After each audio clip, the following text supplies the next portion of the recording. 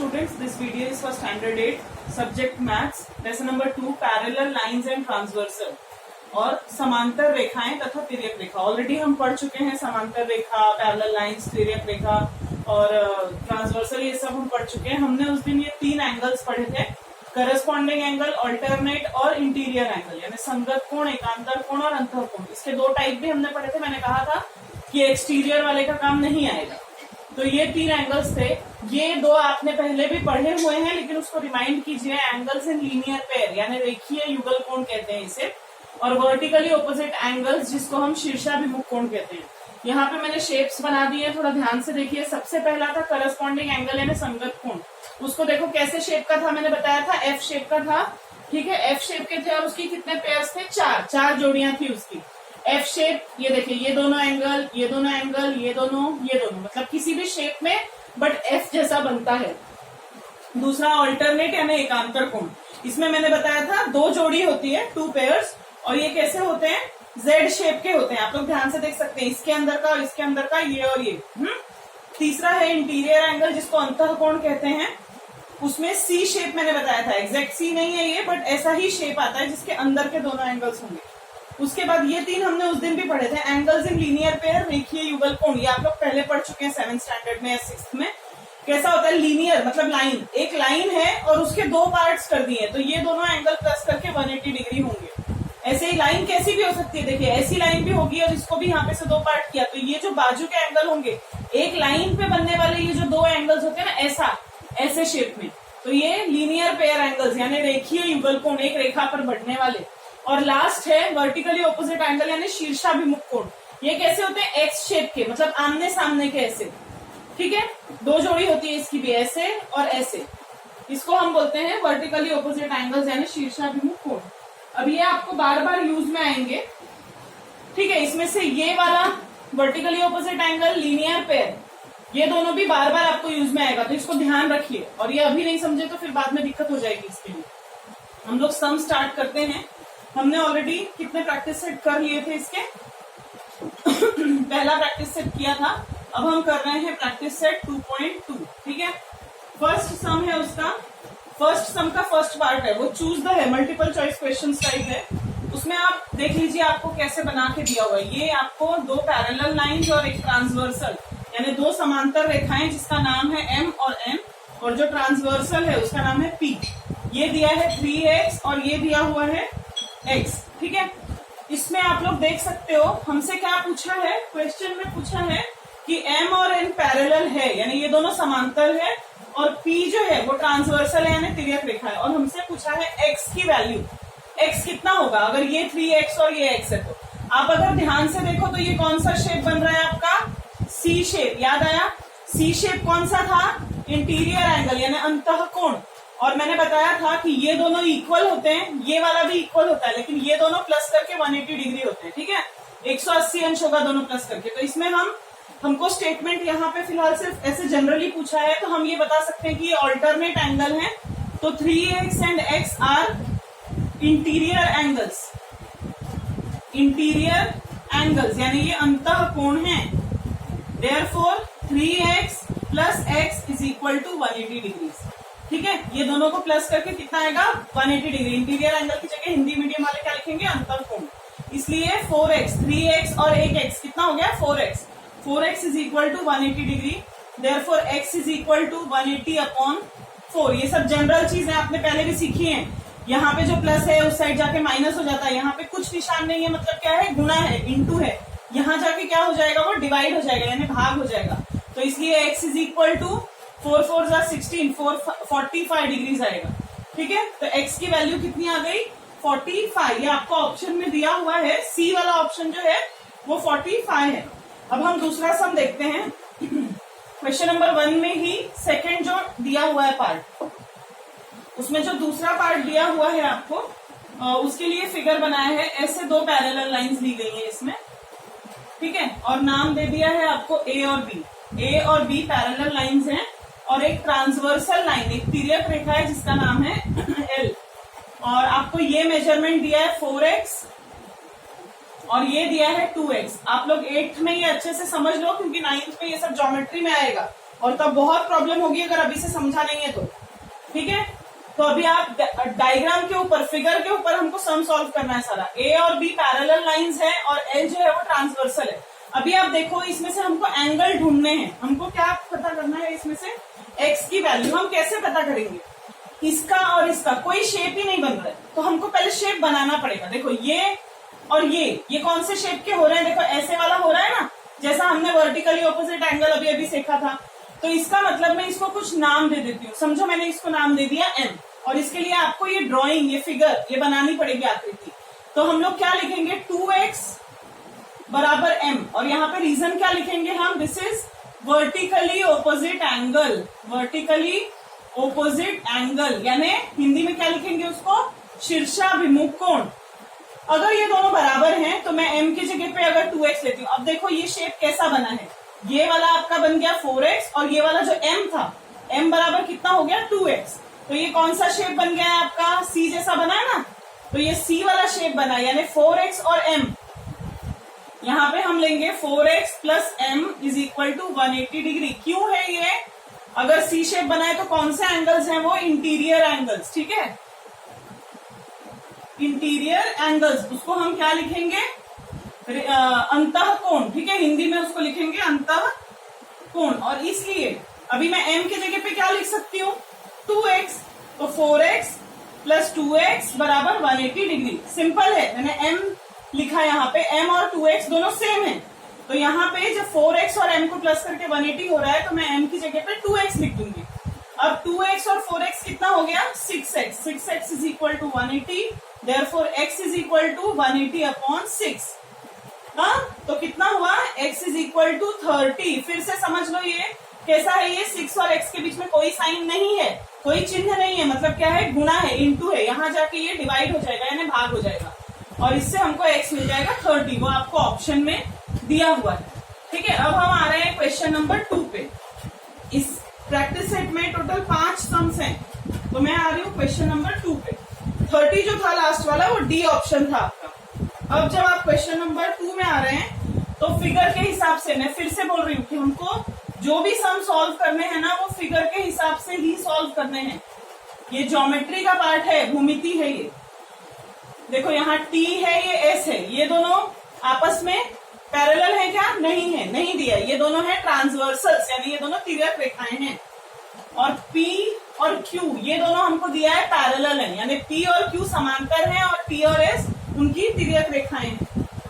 और हमको कुछ वैल्यूज दिया है, यहाँ x है, यहाँ पे 70 है, ये जो है ना यहाँ पे 70 दिया है, यहाँ पे y है और यहाँ पे 40 डिग्री है, और हमको इसमें से x और y की वैल्यू निकालनी है। ठीक है, अभी ध्यान से देखो, जो लाइन पैरेलल है हम सिर्फ उसी में ये तीनों एंगल्स ढूंढेंगे।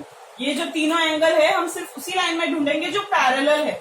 इन दोनों लाइन का आपस में कोई रिश्ता नहीं है, इन दोनों में हम कुछ नहीं ढूंढ सकते, इसमें और इसमें ढूंढेंगे। ठीक है, जहां जहां हमको जरूरत पड़ेगी, जैसे अभी मैंने पिछले सम में m नाम डाला था, वैसे हम कुछ ना कुछ नाम डालेंगे। अब यहाँ देखिए 40 और x ये ऐसा है, इसमें इसका और इसका कोई लेना देना नहीं हो सकता, लेकिन अगर मैं चाहूं तो इसका और इसका लेना देना हो सकता है ना। ये दोनों कैसे आ गए? एफ शेप के हो गए, यानी कि कौन से कोण है? ये संगत कोण है।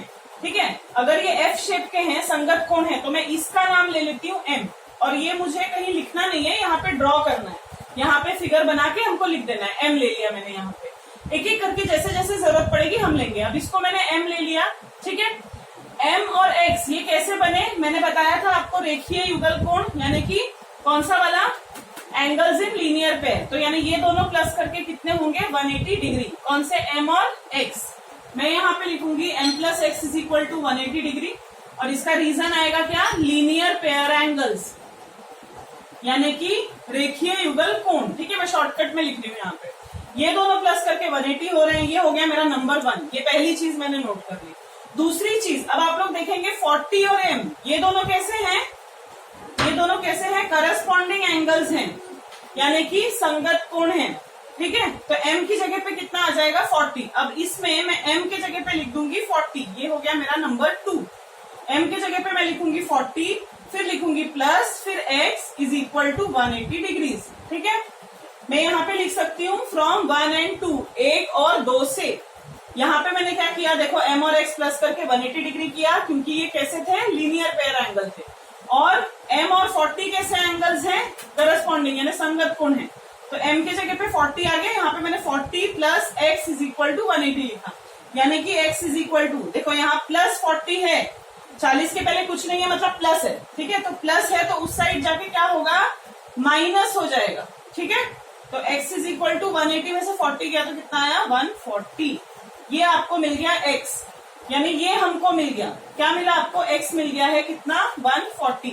पहली चीज मिली, अभी आपको y भी निकालना है, ठीक है। x मिल गया, अब मैं y पे आ रही हूँ। y के लिए मुझे क्या करने की जरूरत है, जाहिर बात है P और Q को ही लेना है और ये वाला ट्रांसवर्सल है। हर एक स्टेटमेंट में हमको लिखना पड़ेगा कि line P parallel to line Q and line S is the transversal, यानी रेखा P और रेखा Q समांतर है और रेखा S उनकी तिर्यक रेखा है, ये लिखना जरूरी है।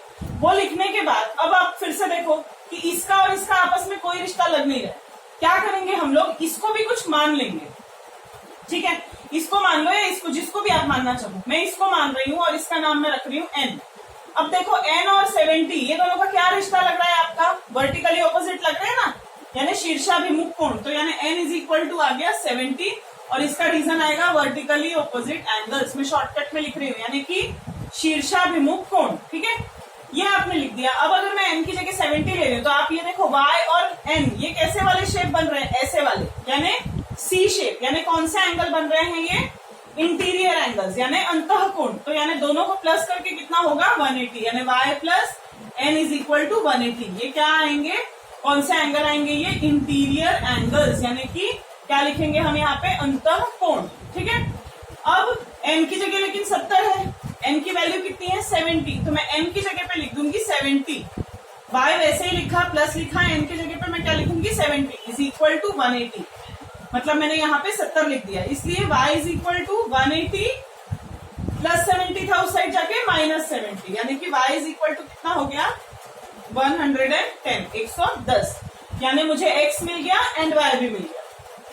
अब क्वेश्चन नंबर 2 पूरा हुआ। ये कम से कम आपको 2 से ज्यादा 3 मार्क के लिए भी आ सकता है। उसके बाद हम आ रहे हैं क्वेश्चन नंबर 3 पे। क्वेश्चन नंबर 3 पे हम देखते हैं उसमें क्या सम दिया है हमको। हाँ, क्वेश्चन नंबर 3 जो है उसमें आपको 2 लाइंस दी हैं और 2 की दोनों पैरेलल हैं। ये देखो ऐसे और ये वाली, पिछले सम में इतना था लेकिन ये यहाँ से लाइन थी और इस वाले में ऐसे ही लाइन है, यानी ये दोनों भी पैरेलल है, ये दोनों भी, नाम भी दिए हैं इनके, P और Q है इनके नाम, P और Q पैरेलल है और L और M ये दोनों भी पैरेलल है और हमको कुछ मेजरमेंट दिया है, ये दिया हुआ है 80। उसके अलावा देखो मार्क इसको किया है और लिखा वहां है, लेकिन हम इसी को मानेंगे, ये A है और ये B है, ये C है और हमको जाहिर बात है A, B और C की वैल्यू निकालनी है। सबसे पहले शुरुआत A से करते हैं। दिया हुआ ये है, हमको ये दोनों भी पैरेलल है, ये दोनों भी पैरेलल है, मतलब हम कोई भी साइड ले सकते हैं।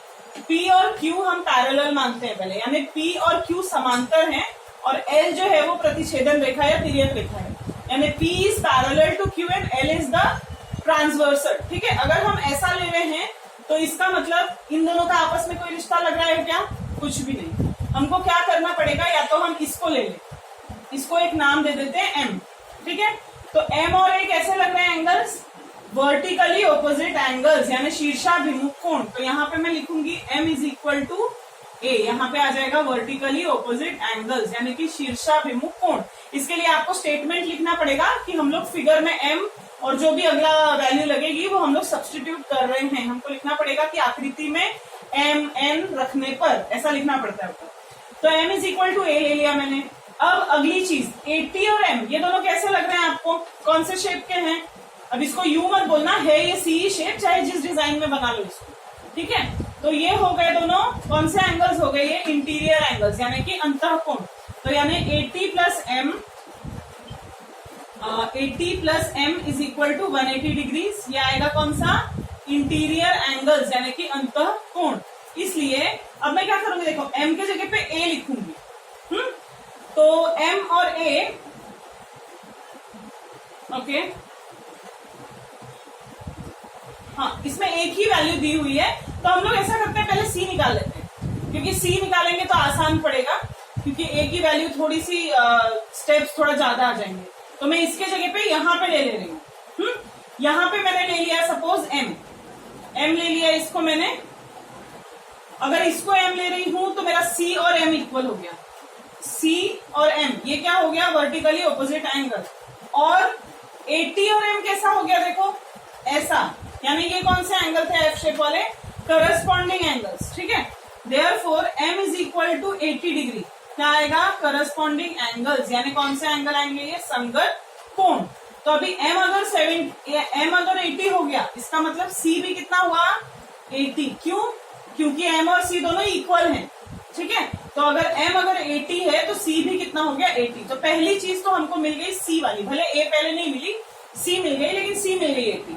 अब आप ध्यान से देखो सी और बी ये कैसे शेप दिख रहे हैं, ऐसे वाले हैं, बराबर है। ये देखो ऐसे ऐसे ये दोनों भी दिख रहे हैं, तो ये दोनों क्या हो गया वापस से एफ शेप, यानी करस्पॉन्डिंग, यानी संगत कोण, ठीक है।